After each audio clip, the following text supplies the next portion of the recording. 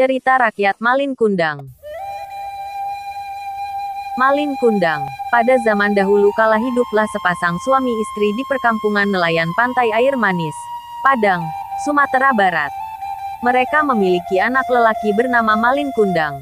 Keluarga ini hidup serba kekurangan dan miskin.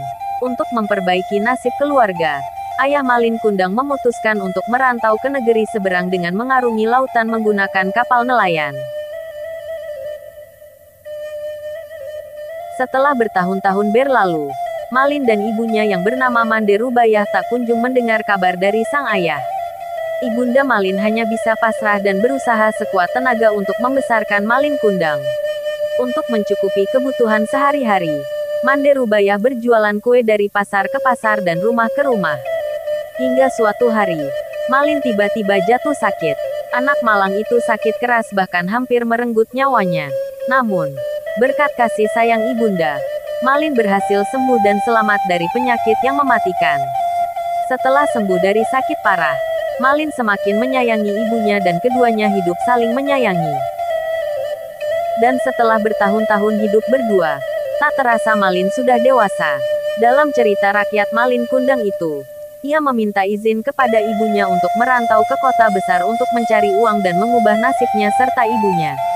Kebetulan, saat itu juga sedang ada kapal besar yang merapat di pantai air manis, sehingga Malin tak ingin melewatkan kesempatan besar untuk merantau. Meski begitu, sang ibu mulanya melarang Malin untuk pergi karena takut terjadi sesuatu.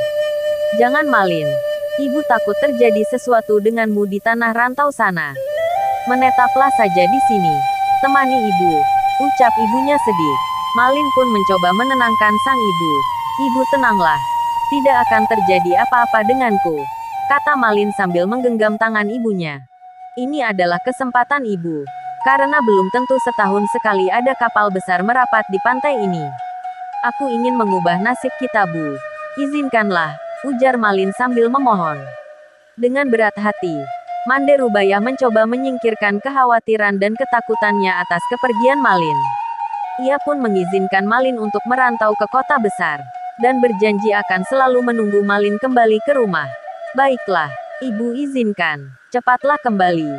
Ibu akan selalu menunggumu nak," kata ibunya terisak tangis. Sebelum pergi, Malin dibekali dengan 7 nasi berbungkus daun pisang untuk bekal di perjalanan. Akhirnya, Malin berangkat ke kota besar menaiki kapal dan meninggalkan ibunya sendirian di kampung halaman.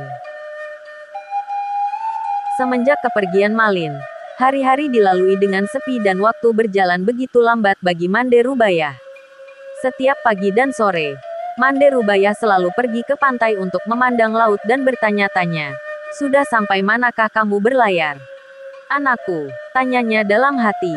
Meski didera rindu dan kekhawatiran tentang keselamatan anak semata wayangnya, Mande Rubayah tak lupa untuk selalu mendoakan Malin agar selamat dan berhasil di kota besar. Setiap kali ada kapal merapat di pantai air manis, Mande Rubayah selalu menanyakan kabar anaknya kepada nelayan dari kapal tersebut. "Apakah kalian melihat anakku, Malin?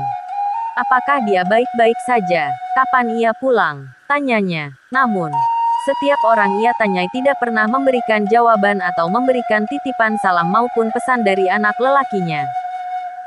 Tak terasa bertahun-tahun telah berlalu menunggu kabar Malin. Mande Rubayah kini tak lagi muda.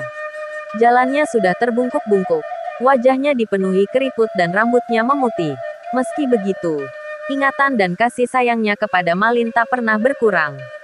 Hingga suatu hari, seorang nahoda yang dahulu membawa Malin ke kota besar memberi kabar bahagia kepada Mande Rubayah.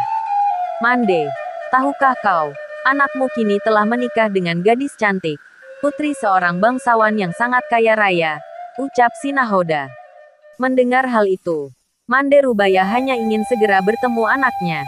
Setiap malam berdoa agar Malin cepat pulang. Keyakinan bahwa anaknya akan pulang tak pernah pudar. Suatu ketika, sebuah kapal besar, megah, dan indah menepi di pantai air manis. Warga berkumpul mengelilingi kapal mewah tersebut karena mengira bahwa kapal itu milik seorang sultan atau pangeran. Mande Rubayah ikut berdesakan mendekati kapal. Dan benar saja pemuda tampan berpakaian indah itu adalah Malin Kundang. Dengan spontan, Mande Rubayah langsung memeluk Malin dengan erat seakan tak ingin lagi kehilangan. Malin, anakku, kau benar anakku kan? Mengapa begitu lamanya kau tidak memberi kabar? Ujar Ibunda Malin sambil menangis bahagia.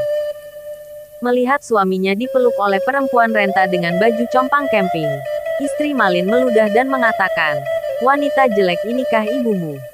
Mengapa dahulu kau bohong padaku?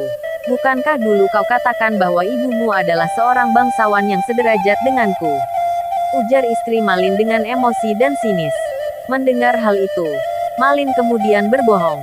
Ia mendorong tubuh ibunya yang lemah dan mengatakan, "Wanita gila, aku bukan anakmu," kata Malin dengan kasar. Melihat diperlakukan Malin, Mande Rubayah seakan tak percaya. "Malin, Malin, anakku, aku ini ibumu. Nak, mengapa kau jadi seperti ini nak?" Ujarnya seraya terlatih bangun dari tanah. Malin tak mempedulikan perkataan ibunya. Rasa malunya kepada istrinya jauh lebih besar ketimbang rasa sayangnya kepada sang ibu. Malin pun tak mengakui bahwa Mande Rubayah adalah ibunya. "Hai, wanita gila," ucap Malin. "Ibuku tidak seperti engkau, melarat dan kotor," tepis Malin ketika melihat ibunya mencoba memeluknya kembali. Mande Rubayah pun pingsan. Ketika ia sadar pantai sudah sepi dan kapal mewah yang ditumpangi Malin telah pergi menjauh. Tak hanya tubuhnya yang kesakitan, hatinya jauh lebih terluka saat mengetahui bahwa anak semata wayangnya berbuat semena-mena terhadapnya. Mande Rumabai pun berdoa kepada Tuhan. "Ya, Tuhan, kalau memang dia bukan anakku, aku maafkan perbuatannya tadi. Tapi kalau memang dia benar anakku yang bernama Malin Kundang, aku mohon keadilanmu, ya Tuhan," ucapnya sambil menangis. Sesaat kemudian, hujan lebat tiba-tiba mengguyur disertai badai besar yang menyebabkan kapal mewah Malin Kundang terhantam. Petir pun menyambar dan menyebabkan kapal milik Malin hancur berkeping-keping hingga terbawa ke tepi pantai air manis. Keesokan harinya, ditemukan batu besar menyerupai manusia sedang bersujud dan itulah tubuh Malin Kundang yang dikutuk ibunya menjadi batu.